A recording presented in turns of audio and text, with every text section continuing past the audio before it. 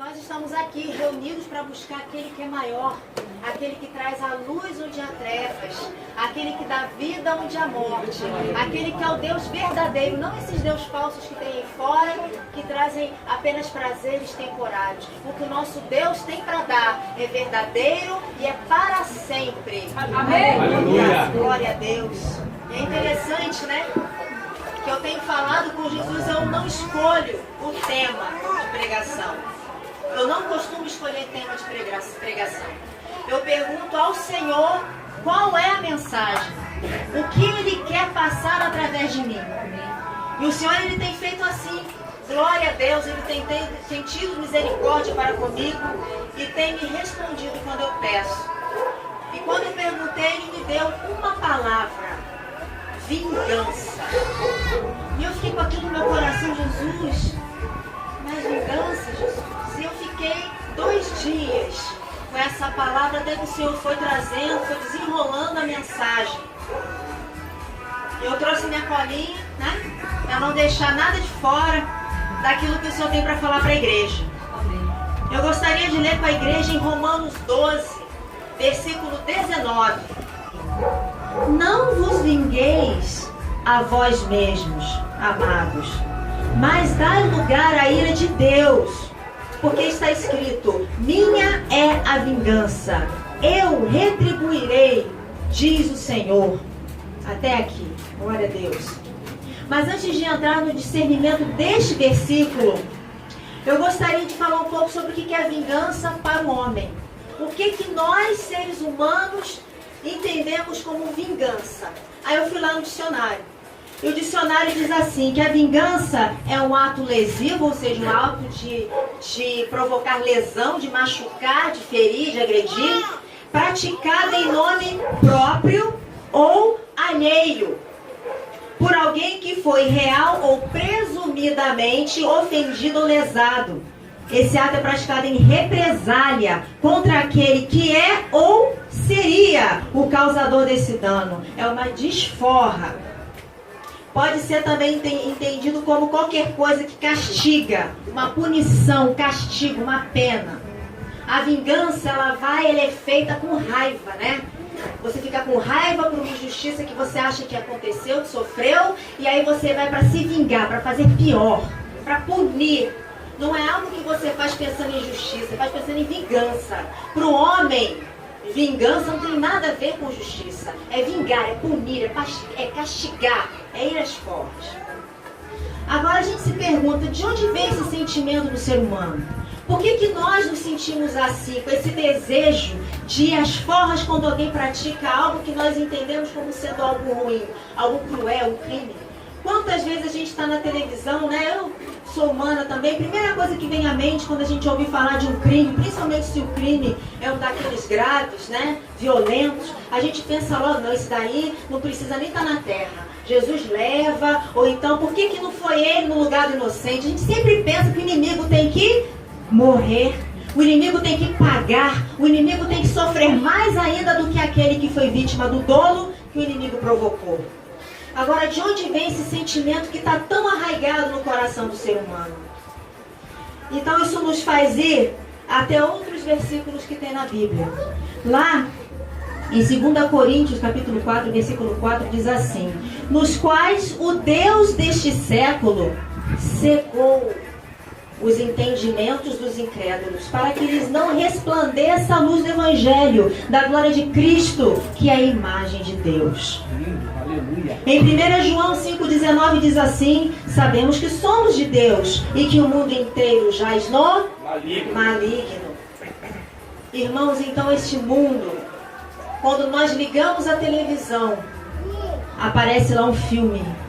A gente vai ao cinema, aparece lá um filme. E o filme só termina em final feliz quando o inimigo morre, quando o inimigo sofre, quando o inimigo recebe a paga, a vingança daquilo que ele cometeu. Aí todo mundo está feliz, todo mundo aplaude, todo mundo fica sorrindo porque alguém morreu, que o inimigo morreu, ele teve o que mereceu.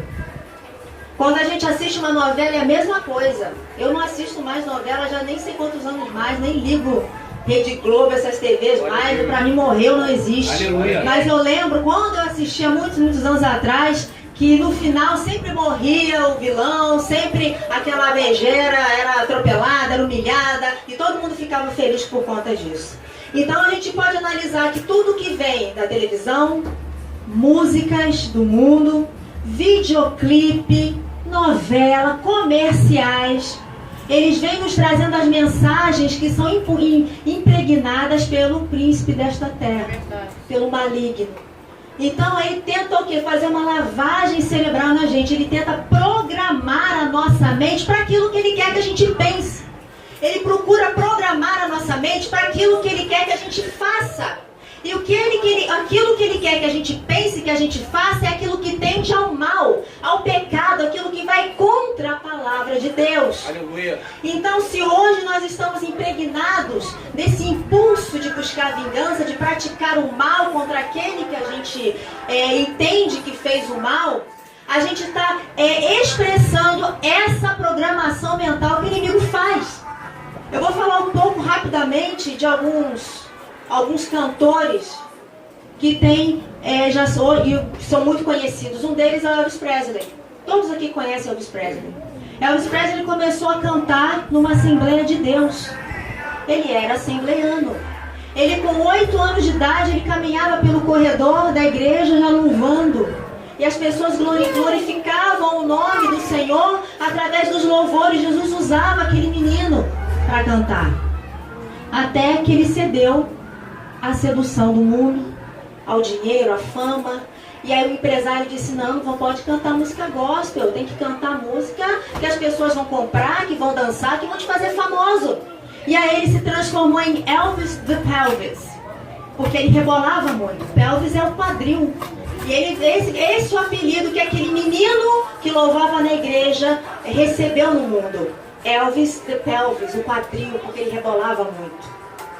E ele morreu muito jovem, devido ao abuso de drogas, de álcool. Mas mesmo assim, antes de abrir os shows, ele cantava um louvor. Muitas vezes dava oportunidade para um grupo de louvor e as pessoas iam e ele pedia respeito no início do show, quando ia ser louvado, ia ser cantado um louvor. Ele ainda tinha isso lá dentro dele, ele sentia que estava sendo atraído, e o Espírito Santo pedia isso a ele. Talvez por isso a depressão, a tristeza tenha se apoderado dele, ele partiu tão cedo. E vários outros. Porque o mundo, ele procura fazer isso. O príncipe desse mundo, ele não quer descansar enquanto tiver alguém louvando. Se tiver um talento que está sendo usado para honras e glórias no nome do nosso Senhor Jesus Cristo, ele vai atacar esse talento até fazer ele cair. E é preciso ser forte, perseverar na fé. Aleluia. Perseverar no bem. Porque aquele que é baluarte, aquele que se levanta para engrandecer o nome do Senhor, aquele que se permite ser vaso, ele será atacado, ele será agredido, será entristecido. E é assim mesmo que tem que ser, porque vaso que não é perturbado por Satanás não é vaso de honra, não está sendo usado em sinceridade, porque quando ele está, o inimigo vai com tudo para cima dele. Verdade, então, irmão, se você está falando da palavra de Deus, está louvando, está levando uma mensagem no seu trabalho, na escola, dentro de casa, e alguma palavra veio para te entristecer, glorifica a Deus, porque se o inimigo está enfurecido contigo, é porque você está agradando o nosso Senhor. Se o inimigo está enfurecido contigo, é porque você está fazendo o que é certo diante de Deus, e mesmo que você não veja o fruto do teu trabalho, o Senhor Jesus está contemplando. Aleluia. Porque a palavra diz que a nós cabe lançar a semente, e vem outro que rega, e mais aquele que colhe é o Senhor, e todos se alegram, porque o mais importante é a obra de Deus. Então mesmo que você não veja para aquele irmão que você pregou, se lá na frente ele vai aceitar Jesus ou não, mesmo que você nunca mais o veja, o Senhor vai continuar fazendo a obra a partir da semente que você jogou. Aleluia. Aleluia. Então, irmãos, mídia, comerciais de televisão, tem principalmente na Europa, a maioria dos comerciais desses perfumes famosos, chiques, caríssimos, eles têm cunho sexual fortíssimo. São comerciais erotizados, fortíssimo. Se nós formos analisar hoje, por exemplo, além de músicas e jornais, notícias. Jornais de papel, que eu acho que hoje quase ninguém vê, mas os jornais de televisão, né, os telejornais. Se vocês prestarem atenção, irmãos, vão ver que é basicamente morte, violência, são informações negativas demais. A gente começa a pensar que no mundo só tem coisa ruim. Só tem coisa ruim, mas não tem só coisa ruim não, irmãos. Tem muita gente fazendo bem, existem bombeiros salvando vidas, existem pessoas dividindo aquilo que tem com o morador de rua, existem pessoas tirando crianças da prostituição, existe muita gente fazendo muita coisa boa por aí. Existe muita gente que passa suas madrugadas nas cracolândias da vida. Quem já ouviu falar da Cristolândia? São igrejas, é obra de Jesus na Cracolândia, querendo levar a palavra de Deus para as pessoas que estão na madrugada. No meio lá daquela sujeira do vício, da droga, com fome, doentes, morrendo a cada tragada, eles estão lá levando comida, levando uma palavra, levando algo que ninguém mais quer levar, porque a maioria das pessoas deseja até que eles logo morram rapidamente, que é para limpar as ruas. Mas esses servos de Deus estão lá levando a palavra de Deus, levando uma palavra de esperança. Então há muita gente fazendo muita coisa boa por aí. E por que no telejornal só aparece coisa ruim? Porque Satanás quer que nós percamos a fé. Satanás quer que nós desistamos de orar, que nós desistamos de clamar. Satanás quer que o nosso coração se encha de tristeza e desesperança.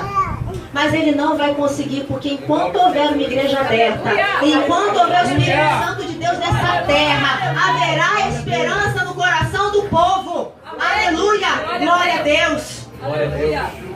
Irmãos, então através disso tudo o inimigo procura contaminar o nosso coração, procura fazer uma lavagem cerebral. E a TV sabe disso. Então ela começa a jogar várias informações de todo tipo. Da esperança de que o inimigo tem esperança de que o ser humano comece a repetir aquilo. Vou botar bastante prostituição na TV, na novela, no filme, no comercial, em tudo. Para quê? Para que eles comecem a repetir isso. De tanto ouvir, eles vão começar a fazer. Essa é a estratégia de Satanás. O inimigo ataca a nossa mente, ataca o nosso corpo. Tudo isso com o objetivo de quê? De nos fazer perder o foco, ficarmos doentes, de fazer com que a gente fique limitado, com que a gente se afaste do propósito de que nós estamos aqui. Ele quer que a gente fique mal, que a gente fique depressivo, que a gente queira só coisas ruins, que a gente só veja ruim, porque a gente só vai enxergar treva. E quando a gente enxerga treva, a gente acaba mergulhando na treva. A gente deixa de ser luz. A gente deixa de refletir a luz de Deus. E tudo isso para chegar no assunto, né, que é vingança. Então, o que é a vingança para Deus? A gente já viu, né, o que é a vingança para o ser humano. A gente já viu que tudo isso é o plano do inimigo para que nós sejamos negativos, estejamos doentes, que a gente sempre veja o mal e busque até mesmo esse mal. Mas para Deus, a vingança ela tem outro significado. Vou ler de novo esse versículo, tá? De Romanos 12:19. Não vos vingueis a vós mesmos, ou seja, não busque vingança por você. Não busque isso você mesmo, amados. Mas dá lugar à ira de Deus, porque está escrito, minha é a vingança, eu retribuirei, diz o Senhor. Buscando lá a origem, né, da palavra ira e vingança, lá no grego, né, lá na forma em que a palavra foi originalmente escrita, o termo ira e vingança podem ser traduzidos respectivamente como disposição divina. Então, ira pode ser entendido como disposição divina. Então, quando o versículo diz dai lugar à ira de Deus, quer dizer, dai lugar à disposição divina, a vontade de Deus de fazer justiça, a vontade de Deus de ir de encontro àquilo que foi contra você, de ir ao encontro da justiça. E vingança quer dizer exercício da justiça. Exercício da justiça. Vingança de Deus é exercício da justiça. Deus não quer punir, Deus não castiga, Deus não se vinga com o conceito humano de vingança. Deus ele exercita a justiça porque somente Ele é justo, somente Ele conhece o coração do homem, somente Ele conhece tudo aquilo que aconteceu, mesmo antes que acontecesse, porque Ele é o alfa e o ômega, Ele sabe tudo, Ele é onisciente. Somente Ele tem condições de ser justo diante de uma causa. Nós não. Nós mal conhecemos a nós mesmos. Ele sabe das nossas limitações. Nós não conseguimos enxergar a situação como um todo. Nós imaginamos um cenário diante daquele tantinho de informação que a gente tem. Mas Deus consegue. Dele é a justiça. Então, quando o Senhor fala que Ele nos exorta, não busque vingança por você mesmo, amados, mas dai lugar à disposição divina de exercer a justiça na sua vida. Totalmente diferente do que os filmes de Hollywood ensinam, né? Totalmente diferente. Lá em Romanos 2,5, agora a gente tem outros versículos que nos explicam por que Deus fala assim pra gente. Por que Ele nos diz isso? O que está por trás dessa exortação do Senhor em deixar que o exercício da justiça seja feito por Ele e não por nós? Lá em Romanos 2, capítulo 2, versículo 5 a 8, diz assim: mas segundo a tua dureza e teu coração impenitente, entesouras a ira para ti, guarda a ira para ti, no dia da ira e da manifestação do juízo de Deus, o qual, atenção a esse trecho, o qual recompensará cada um segundo as suas obras. Ele faz justiça, não é só com o ímpio não, irmãos, é conosco também. Ele é justo. Ele é justo, a justiça dele recairá sobre todos. Ele não faz acepção de pessoas. Ele não dá jeitinho, não, esse aqui separa pra cá que eu não vou tratar. Não, é para todos. Ele quer que nós estejamos com as nossas mãos limpas, santificadas, o nosso coração cheio da prática do bem. O Senhor está nos guardando daquilo que Ele mesmo derramará adiante. Mas Ele nos guarda, não é dando jeitinho, né? Chegando a gente para não, esse aqui deixa separado, que esse aqui é meu chegado. Não.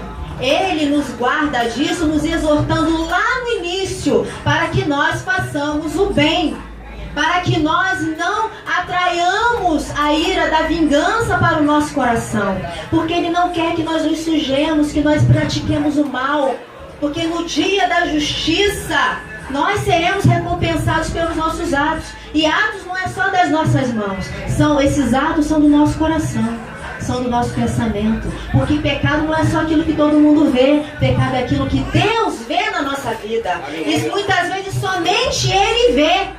Então, irmãos, vigiem cada pensamento. Há um livro da Joyce Meyer muito bom, chamado Campo de Batalha da Mente, onde ela explana ali que nem todo pensamento é nosso não, irmãos. Há pensamentos que a gente tem que repreender sim, porque o inimigo ele vem jogando as sementes malignas dele no nosso coração, na nossa mente, para ver se cola, para ver se germina, para ver se a gente segura aquilo e continua desenrolando a partir dali. O inimigo é audacioso. Então há pensamentos que cruzam, irmãos, na nossa mente, que a gente tem que repreender. Nem todos eles são nossos, não. Não é porque passaram na nossa mente que é nosso, a gente pode guardar. Não, a gente tem que vigiar os nossos pensamentos. Aleluia. Glória a Deus. Nossos sentimentos também. Muitas vezes, diante de uma situação, a gente não consegue controlar o que sente, né? Às vezes é difícil controlar o que sente, a gente já sentiu. Mas a gente pode controlar como reagir àquilo que a gente sente. Não é porque você, irmão, está triste que vai deixar de louvar e glorificar o nome do Senhor. Não é porque está aborrecido que vai aborrecer todo mundo dentro de casa. Não é porque está magoado que vai deixar de sorrir e falar uma palavra de bênção para alguém. Nós temos que escolher como nós vamos reagir e nos comportar diante daquilo que nós sentimos. Por quê? Porque o inimigo ataca o nosso coração. Muitas vezes, quem é mulher sabe, que homem nem tanto, que homem às vezes tem a memória curta, mas mulher não. Às vezes a gente não sabe de onde veio um negócio de 20 anos atrás que o marido fez, que nos deixou chateados. A gente, Jesus, por que eu tô lembrando isso agora? E às vezes é uma coisa, o marido não sabe que a gente está bicuda, é aquilo de 20 anos atrás. Então, irmão, quando a mulher tiver bicuda, você não sabe o que é não, mas já pede desculpa, já. Já pede perdão, já não sabe o que foi não, mas... já fica na obra ali ligado com o Senhor. Irmãos, isso pode ser um ataque. Essas memórias esquisitas, essas coisas que vêm que a gente não sabe, pensamentos, lembranças de coisas desagradáveis, podem ser ataques do inimigo para mudar o nosso estado de espírito, nos entristecer ou nos enfurecer, fazer com que a gente saia de uma posição e mude para outra, onde ele vai ter melhor condição de fazer algo na nossa vida. A gente precisa escolher isso que passa na nossa mente, escolher coisas que a gente sente também, para determinar como é que a gente vai se comportar, reagir, as nossas atitudes diante daquilo. a vida, aí esse versículo continua, o qual recompensará cada um segundo as suas obras, a saber, a vida eterna aos que com perseverança em fazer o bem procuram glória, honra e incorrupção. Em algumas Bíblias está escrito imortalidade. Então esses que fazendo o bem procuram glória, não a nossa glória, a glória de Deus. Glória a Deus. A honra no nome do Senhor. E a incorrupção e imortalidade. Imortalidade significa o quê? Vida eterna com Jesus. Glória a Deus. Isso a gente só consegue, irmãos, é fazendo o bem. Aí mais adiante diz assim, mas a indignação e a ira aos que são contenciosos. Indignação e a ira aos que são contenciosos, desobedientes à verdade e obedientes à iniquidade. Então aqui em Romanos 2, versículos 5 a 8, o Senhor ele resume muito bem que quem pratica o bem está buscando a salvação. Quem pratica o mal está buscando a ira de Deus. Lembrando que a ira é aquela disposição divina em fazer a justiça. Ainda mais adiante, em Provérbios 24, 17, 18 diz, quando cair o teu inimigo, olha isso aqui a gente tem que vigiar bastante. Quando cair o teu inimigo, não te alegres, nem se regozije o seu coração. Não fica alegre não. Não torce não, irmão. Não faça isso. Não regozije o teu coração quando ele tropeçar. Para que, vendo o Senhor, seja isso mal aos seus olhos. O que é mal aos olhos? Aos olhos diz do Senhor aquilo que você está desejando, irmão, e desvie dele a sua ira, ou seja, aquela predisposição de praticar justiça, vai se desviar daquele que tropeçou e vai direcionar aquele que se regozijou. Porque o regozijo em cima de alguém estar sendo, recebendo algo ruim, se dando mal, sofrendo, não é de Deus você praticar a maldade. A maldade é só nas mãos? Não, é no coração, é em pensamento. Deus está olhando tudo. Então, irmãos, quando vê aquele primeiro sentimento de se alegrar, porque o Gilmar Mendes foi preso, né? Gedel Lima, né? Aquele Gedel tá na cadeia. Não, perdão, Jesus. A hora, clama por ele. Toma aquela vida em tuas mãos. Aí ora pelos políticos, né? A gente, na verdade, quer que a justiça seja feita. Mas a justiça principal é a justiça que vem das mãos de Deus. Aleluia. Porque a justiça do homem não é justiça. A justiça do homem não é a justiça completa. Elas são leis, são normas que procuram dar uma compensação ao mal feito, a um crime cometido. E essa compensação nem sempre é justa. Não é na medida certa, ou não é para a pessoa certa, não é pelo motivo certo. Ela é imperfeita. Então a justiça perfeita é aquela que só Jesus pode praticar. Desejar a justiça dos homens é bom? Sim. Devemos buscar a justiça dos homens? Sim. Fazer o que precisa ser feito, andar perante a lei, não é? Ficar contente sim quando a justiça é feita, porque algo foi feito de acordo com a lei, né? Precisamos respeitar a lei dos homens, mas não podemos nos alegrar de alguém estar lá na cadeia. Por quê? Porque ele está na cadeia, está sofrendo. Isso é vingança. E a vingança é de Deus. A gente está se alegrando, se regozijando na queda do inimigo. E isso não agrada o Senhor. A programação mental a que nós somos submetidos desde criancinhas nos empurram a isso. Tudo nos empurra a isso. Então é muito fácil, é só deixar na banguela. E vai, e foi, já desejou o mal, já se regozijou no inimigo, é muito fácil. Agora desejar o bem, praticar o bem, fazer isso que Deus está pedindo. Isso aqui não é para qualquer um. Isso é para aquele que quer agradar o Senhor e que acredita no que está escrito na palavra. Porque quando a gente se aproxima da vontade do Espírito Santo de Deus, a gente começa a se aproximar daquilo que Jesus quer para nós, aquilo para o qual Ele nos atrai, automaticamente a gente começa a se afastar do mundo. É como se estivéssemos no meio aqui a nossa alma pensante, a nossa consciência, a nossa parte que aprende com as experiências, com os livros, com o que lemos, com o que ouvimos, com o que os pais ensinam. É a nossa alma, a nossa consciência. No meio, de um lado, está o corpo. E ele tende ao pecado, ele tende ao pó, ele é instinto, ele quer fazer aquilo ao qual ele está habituado a fazer. É da natureza do corpo. Ele foi feito do pó. Ele era o que? Algo inanimado, até que o Senhor soprou o sopro da vida. Aí que ele teve vida, a alma vivente. E do outro lado está o Espírito Santo de Deus. É a parte do sopro divino que nos atrai para o Pai. E a gente está no meio. Uma decisão a cada segundo. A gente tem que decidir o tempo todo. Vou devolver o troco, 10 centavos. Tão pouquinho, eu não vou ficar com ele. Olha uma decisão aí. Se eu pego e fico com o troco, aí eu tô cedendo a carne. Eu tô cedendo o quê? A cobiça, né?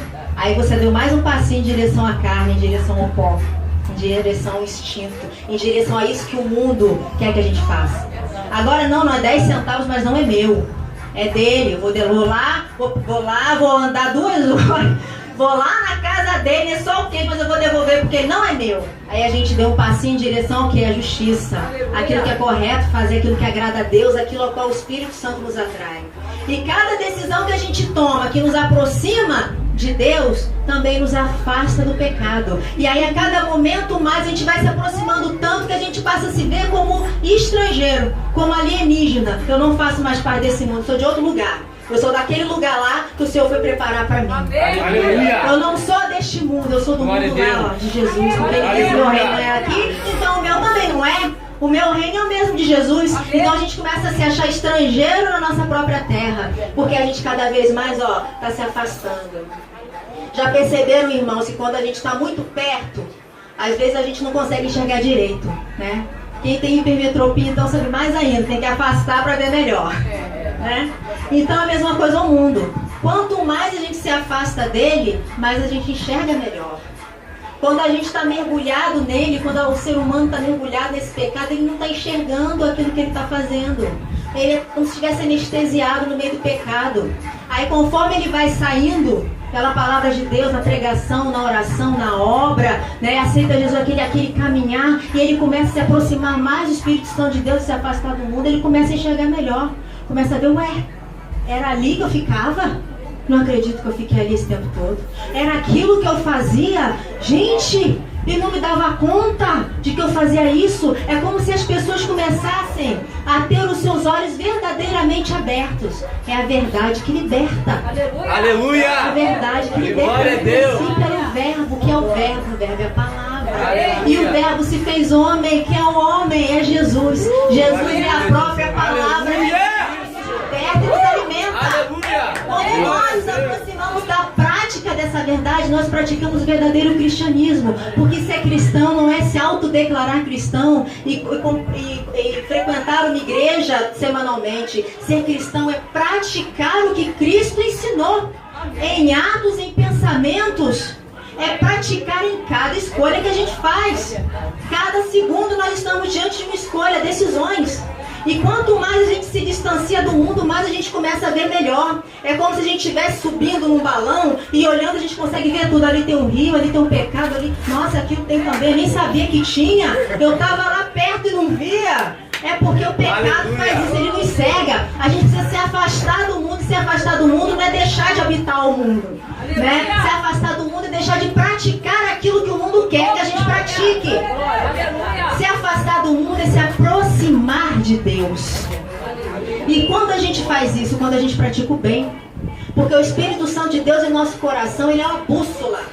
Ele já aponta aquilo que é certo, aquilo que não é, aquilo que agrada a Deus e aquilo que não agrada. Aleluia. E quando a gente está diante do pecado, a bússola está assim, está apontando. E muitas pessoas que estão no pecado sentem e sabem que aquilo que estão fazendo não é o que elas deveriam fazer. Mas elas estão anestesiadas. Elas estão ali e continuam fazendo. O inimigo quer isso, quer cegar. Não digas, lá em Provérbios 20, vingar-me-ei do mal. Espera pelo Senhor e Ele te livrará. Em algumas traduções diz, Ele te dará vitória. Espera pelo Senhor, porque a justiça de Deus, eu nem digo vingança, né? Eu digo justiça. Ela não vem quando a gente acha que é o tempo certo. É no tempo certo para Deus, que é o verdadeiro certo. Então esperar no Senhor, pela vingança dele, esperar a coisa certa no tempo certo, para a pessoa certa, na medida certa. Aleluia! E esperar no Senhor a vingança é fácil? Não, não é. Mas é por isso que o Espírito Santo de Deus nos fortalece e nos dá graça. Porque o Espírito de Deus nos ensina a amar o nosso inimigo, a dar pão para o nosso inimigo. Olha só, irmãos, quem consegue fazer isso sozinho? É difícil, mas o Senhor, Ele nos dá a condição de fazer isso. Como? Quando a gente se aproxima dEle. Porque aí não somos nós, é o Espírito Isso. Santo de Deus fluindo através de nós. Aleluia. Quando a gente ama o inimigo, irmãos, é o Espírito Santo de Deus amando através de você. Aleluia. Não pense que é você sozinho que consegue fazer isso aqui, Aleluia. que a palavra de Deus nos ensina a fazer. É o Espírito Santo de Deus que se move em nós que faz isso. E aí a gente se vê diante de uma situação e pensa assim: mas Senhor Jesus, como é que eu pude fazer isso? É o Espírito que fez. É o Espírito que fez. Glória a Deus. Aleluia. Não te vingarás, nem guardarás ira contra os filhos do teu povo, mas amarás o teu próximo como a ti mesmo. Eu sou o Senhor. Isso está em Levítico 19:18. Aqui ele fala o quê? Não guardarás ira contra os filhos do teu povo. Aqui ele está restringindo ao povo, né? O povo de Deus, o judeu ali em Levítico. Mas lá adiante em Lucas 10:36, o Senhor Jesus ele nos fala daquela parábola do bom samaritano. É aquele homem que encontra o caído no chão. Imagina aquele homem caído no chão. Eu não sei de onde ele vinha, o que ele levava, o que roubaram, se bateram muito, se bateram pouco, se quebraram o osso, não sei. Mas aquele homem lá, ele viu um primeiro que passou. Esse vai me ajudar. Passou ao lado. Depois passou o segundo. O primeiro não ajudou, mas esse segundo vai. Porque ele é homem de Deus, passou largo. Aí quando chegou um samaritano, não, samaritano assim, os dois primeiros que eu achei que iam me ajudar, não me ajudaram, o samaritano também não vai. Porque o povo samaritano é um povo que nós não nos damos bem.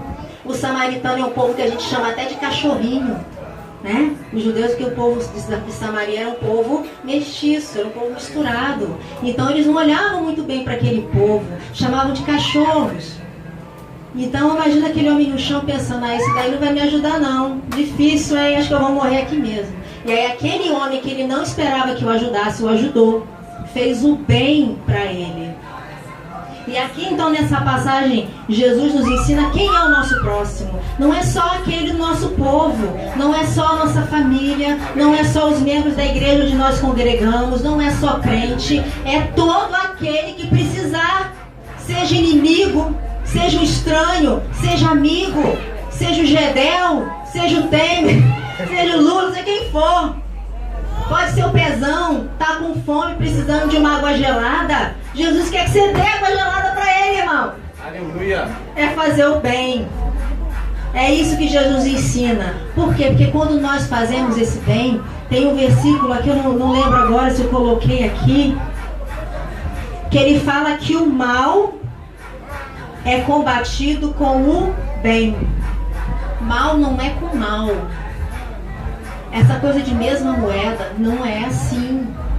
Até porque a irmã pensa assim: nossa, mas lá na Bíblia está escrito também que é olho por olho, dente por dente.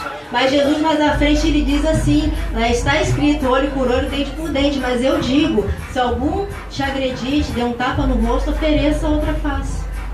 O que ele está dizendo? Que eles têm que apanhar? Não. Ele está dizendo para não cedermos às provocações. Não deixarmos que aquilo que nos agride faça de nós piores.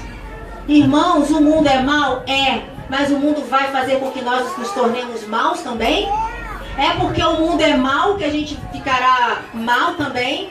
É porque todo mundo faz isso que a gente pode se dar o direito de pensar também? Não, irmãos. O que Jesus nos ensina quando ele diz para nós oferecermos a outra face, não é para a gente ser vítima de agressão e gostar, não.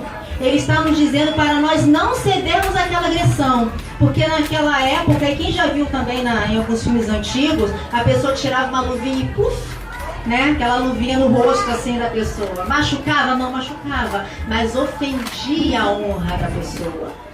Então não é aquilo que nos fere, né? Aquela não é uma agressão, não é agressão física, é agressão que nos agride a honra, o brio, o sentimento. O Senhor Jesus nos ensina a não nos deixarmos ceder por isso, a não nos deixarmos o quê? Nos contaminar por essa ira, por essa vontade de vingança, por essa vontade de fazer o mal de volta. Ah, você me bateu, então peraí que eu vou... Não me segura não, que agora é minha vez, eu vou partir para cima. Jesus não quer isso. Jesus quer que nós não nos contaminemos com essa agressão. Ele quer o quê? Que nós permaneçamos bons. Amém. Que nós permaneçamos fazendo bem. Porque no dia da justiça, do exercício da justiça do Senhor, Ele vai retribuir a todos. E Ele quer que nós tenhamos a ficha limpa. Glória a Deus. Senhor Jesus quer o nosso currículo impecável. Aleluia. Ele quer ver em nós aquele servo valoroso. E o servo valoroso, ele não guarda rancor. Ele muitas vezes leva desaforo para casa e ora por aquele que o desaforou. Pede graça. Pede graça. Pede, Senhor, aumenta o amor no meu coração, Senhor, porque eu estou lutando aqui para não ir lá. Jesus conhece as nossas dificuldades, mas nosso Senhor Jesus conhece que nós também temos a escolha de clamar a Ele. Eu não sei se foi aqui que eu numa oportunidade em que eu trouxe um pouco aquela mensagem de Pedro quando ele foi ao encontro de Jesus no mar. Jesus estava caminhando, todo mundo achou que ele era um fantasma. E Pedro disse, se é mesmo Jesus ou um fantasma, eu queria ir até aí. E o mar debatia, jogava o barco de um lado para o outro. Pedro foi, pisou na água, caminhou por sobre as águas, teve medo e afundou. Ele sabia nadar, ele era pescador. Como é que ele afundou? Porque o desespero, a situação fez ele deixar de enxergar o que estava acontecendo. Ele esqueceu, não atinou que ele nadava, gente. Ele era pescador, ele sabia nadar.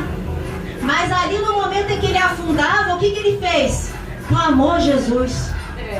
Ele clamou a Jesus. Ele podia ter esquecido que ele sabia nadar. Ele podia ter esquecido que ele podia e não podia fazer. Mas uma coisa mais importante, ele lembrou que Jesus estava ali. E Jesus estendeu a mão e o tirou da água.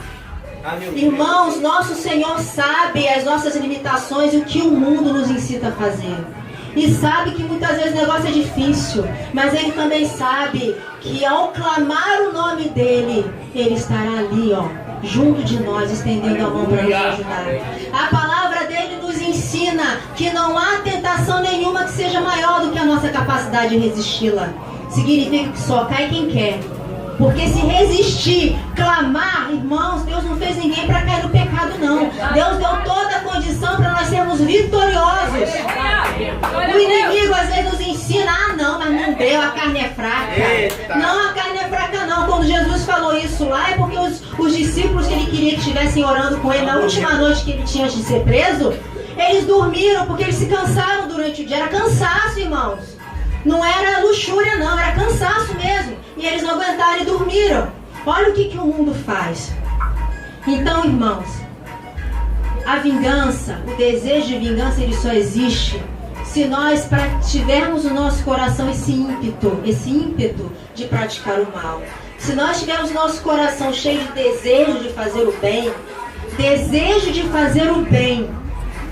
e nosso coração já estará automaticamente impulsionado a fazer o bem, como se fosse uma restrição. Não tem opção.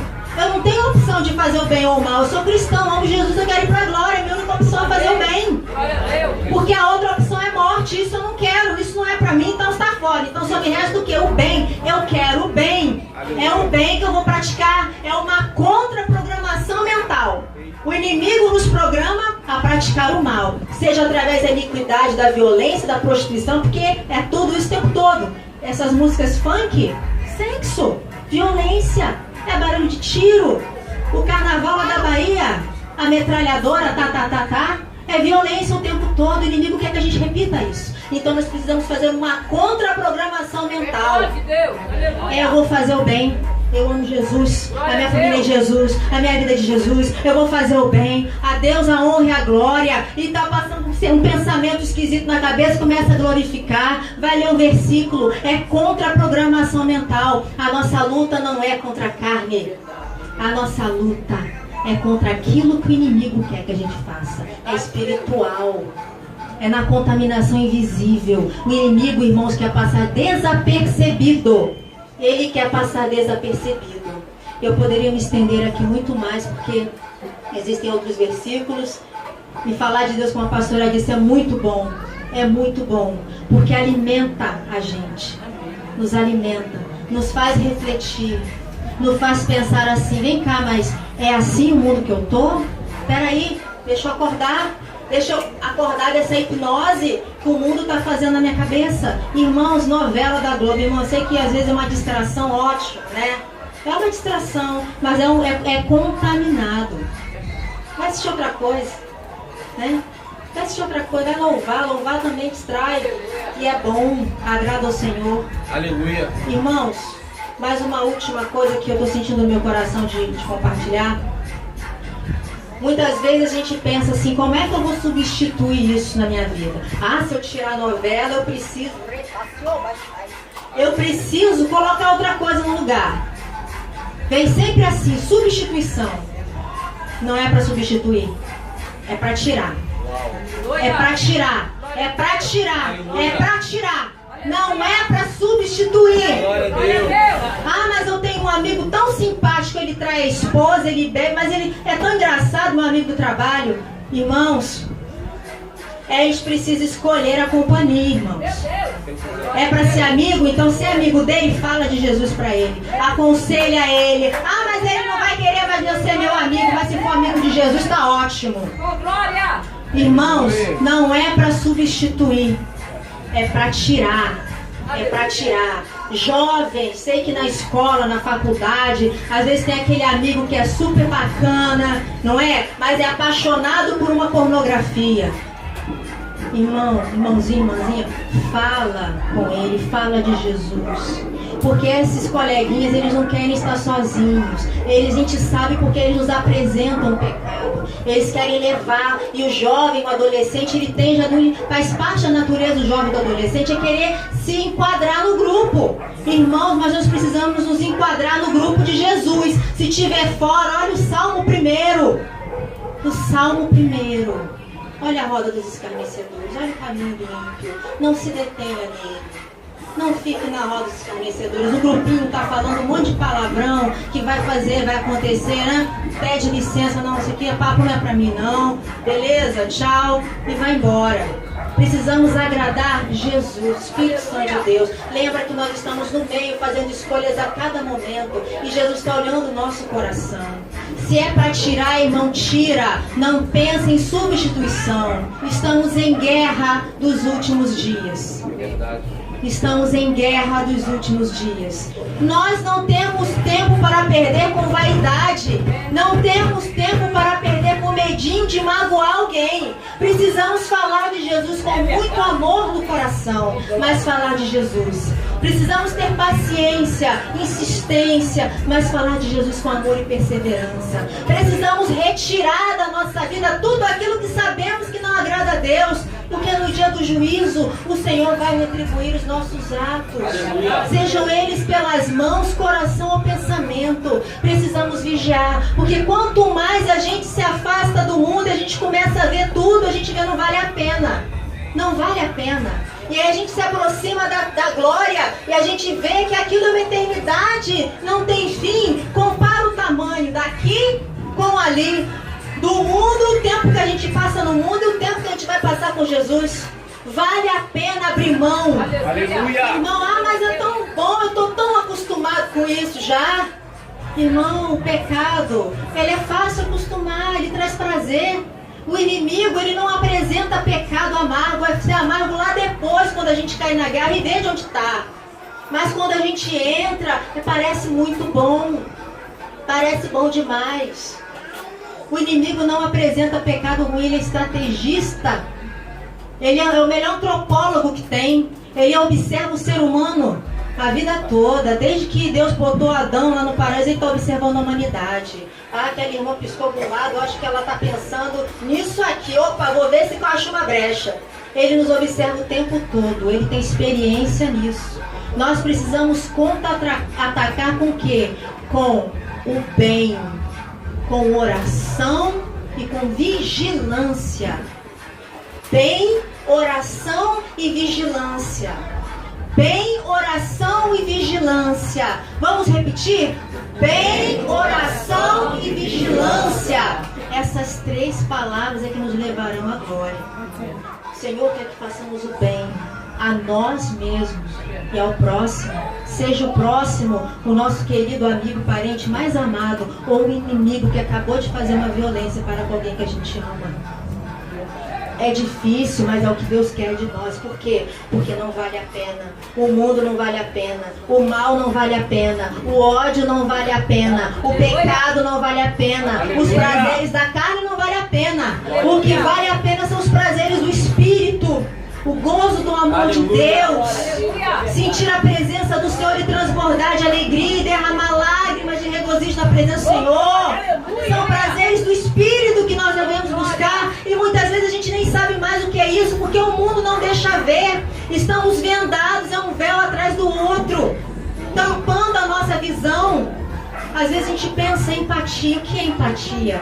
É ter condições de se colocar no lugar do outro. Empatia é ter condições de saber o que o outro pode estar sentindo. Irmãos, isso que a gente acha, empatia vai muito além disso. Empatia é ser o outro. É saber que se você ferir aquele lá, é como se você estivesse ferindo a você mesmo.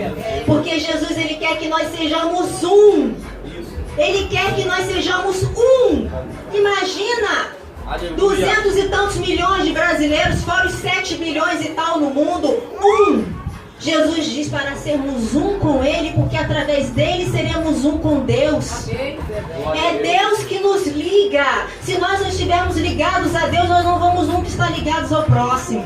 Não seremos capazes de sentir esse amor ao inimigo. É possível ser um com Jesus? É só sermos um galho da videira. Quando alguém vê uma videira, alguém consegue ver ser galho, ser fruto, ser folha. Não, a gente vê uma coisa só, uma planta só, uma videira só, é uma coisa só. Jesus, quando nos convida a sermos o galho da videira, Ele diz o seguinte: sejam um comigo, em mim vocês terão alimento, terão vida e darão frutos. Aleluia! Precisamos ser um com Cristo. Irmãos, é difícil, não é? O primeiro passo é difícil, é decidir. E na medida que nós vamos nos aproximando do Espírito, se afastando da carne, do mundo, fica cada vez mais fácil. Sabe o que passa a ser difícil? Continuar no mundo. A gente fica, Jesus, não vejo a hora de chegar aí na glória. A gente não passa a ter medo da morte, a gente passa a ansiar pela hora. Ai, Jesus, mas fala a verdade, falta muito.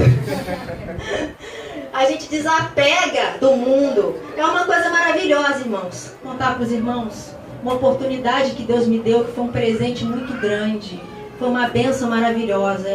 Foi 2 minutos, foi muito, mas é algo que eu não vou mais esquecer na minha vida. E que me fez sentir uma amostra do que é ser um com o próximo.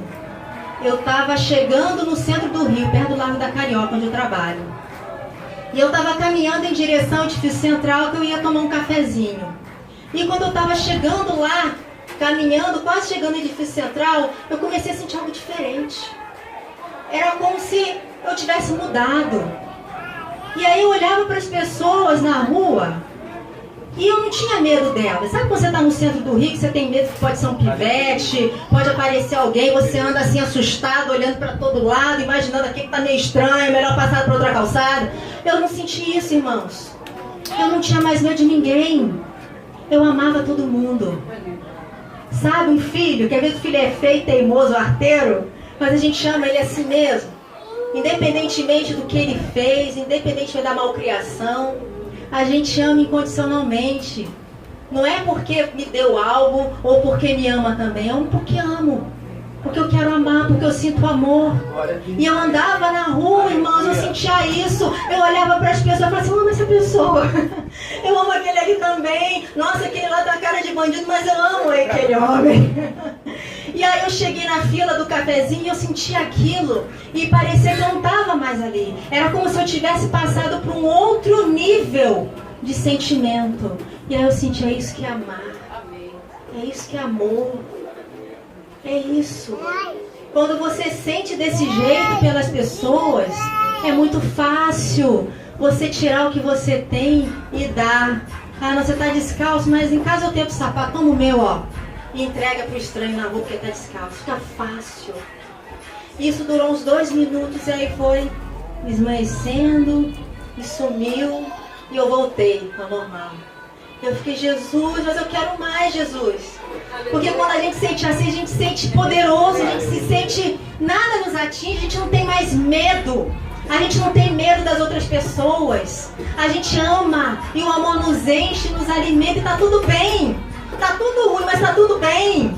O mundo tá um caos, mas eu tô bem porque eu tô amando. E eu sei que é esperança.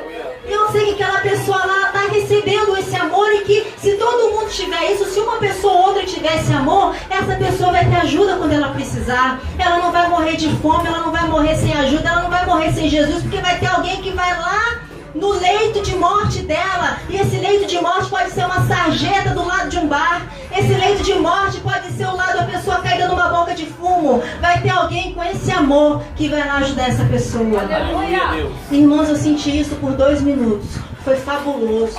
Deus ali me deu a oportunidade de entender o que é amor.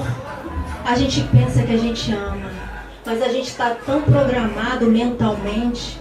O medo é tão grande, irmãos, que a gente não entende isso plenamente. Porque o mundo nos sufoca. Ele joga véu em cima de véu para nos cegar, para nos afastar, nos individualizar. Irmãos, quando a gente começa a sentir esse amor de Deus fluir em nós, a gente não vai querer mal nem para uma mosquinha. A gente vai pegar aí, peraí, varejeirazinha, deixa eu te soltar na natureza, vai. A gente não vai querer mal nem para uma mosca, porque até a mosca é criação de Deus. Irmãos, então nos esforcemos em fazer o bem, em orar, em vigiar, entendendo que o mundo não vale a pena, que o pecado não vale a pena e que o tempo que nos resta é muito pouco para a gente se dedicar ao mundo. É melhor se dedicar à glória. E eu agradeço a oportunidade em nome de Jesus.